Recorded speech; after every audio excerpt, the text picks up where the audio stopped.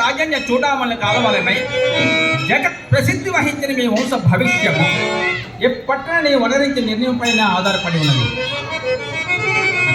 మామ ఈ సంధి విషయమున తన యుద్ధ వినిచదవో